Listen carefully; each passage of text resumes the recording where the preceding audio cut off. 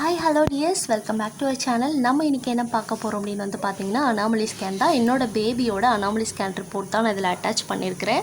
So anomaly scan ஏன் ரொம்ப முக்கியம் அப்படின்றதும் அது எதுக்காக பண்ணுறாங்கன்றதும் இந்த வீடியோவில் நான் தெளிவாக சொல்லியிருக்கேன். அனாமலி ஸ்கேன் எதுக்காக பண்ணுறாங்க அப்படின்னு வந்து பார்த்திங்கன்னா, நம்மளோட குழந்தையோட உறுப்புகள் எல்லாமே கரெக்டாக வளர்ச்சி அடைஞ்சிருக்கா, குழந்தை நல்லா இருக்காங்களா, எந்த ஒரு பிரச்சனையும் இல்லாமல் எந்த ஒரு குறைபாடும் இல்லாமல் எல்லா உறுப்புகளோட வளர்ச்சியோடையும் நல்லா இருக்காங்களா அப்படின்றத செக் பண்ணுறதுக்காக தான் இந்த அனாமலி ஸ்கேனு. ஸோ என்னோடய பேபியோட ஸ்கேன் பாருங்கள், எல்லாமே கொடுத்துருக்காங்க. ஃபஸ்ட்டு வந்து பார்த்திங்கன்னா பாப்பாவோட ஃபெட்டல் வெயிட்டு இதெல்லாம் கொடுத்துருக்குறாங்க. அவங்க வந்து 1/2 கிலோ கூட கிடையாது, 422 தான் இருக்கிறாங்க. ஃபெட்டல் ஹார்ட் ரேட் வந்து 143 இருக்குது. ஸோ அதுக்கப்புறம் ஃபெட்டல் டோனு மூமெண்ட்ஸ் எல்லாமே கரெக்டாக இருக்குது. ப்ளசண்ட்டாக வந்து ஆன்டீரியருங்க. அதுக்கடுத்து லிக்வரிஸ் அடிக்வேட் அப்படின்னா அந்த பனிக்கூட நீர் வந்து கரெக்டான அளவில் இருக்குது அப்படின்னு அர்த்தம்.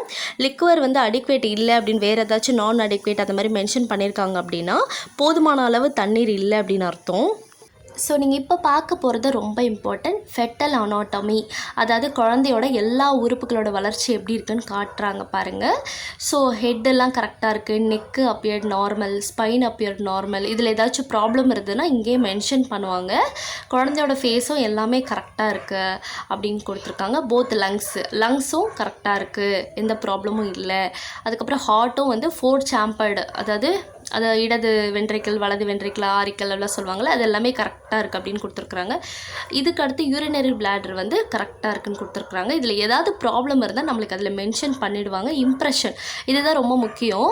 ஸோ இம்ப்ரெஷனில், அதாவது மேலே இருக்கிறதுல வந்து நம்மளுக்கு எதுவுமே புரியா காட்டியும் இம்ப்ரெஷனில் வந்து கிளியராக கொடுத்துருவாங்க. ஏதாவது ப்ராப்ளம் இருந்ததுன்னா இம்ப்ரெஷனில் நம்மளுக்கு கொடுத்துருக்காங்க. பாப்பா வந்து சிங்கிள் லைவ் அதாவது இன்ட்ராயூட்ரின் ஜெஸ்டேஷனோட பாப்பா வந்து நல்லா இருக்காங்க. ஒரு குழந்தை தான் நல்லா இருக்காங்க.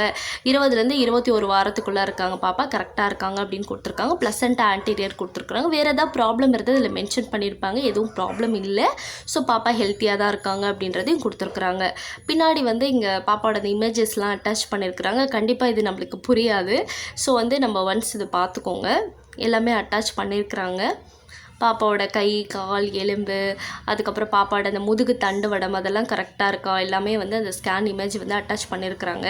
ஸோ முக்கியமாக வந்து நீங்கள் இந்த ஸ்கேன் போகும்போது முக்கியமாக என்ன விஷயம் பண்ணணுன்னா, ஒன்று மட்டும் பண்ணுங்க. ஏன்னா நான் ஸ்கேனுக்கு வந்து 2 வாட்டி போயிட்டு வந்துட்டேன். பாப்பா வந்து கரெக்டாக அந்த ஸ்கேனுக்கு ஒத்துழைக்கலை.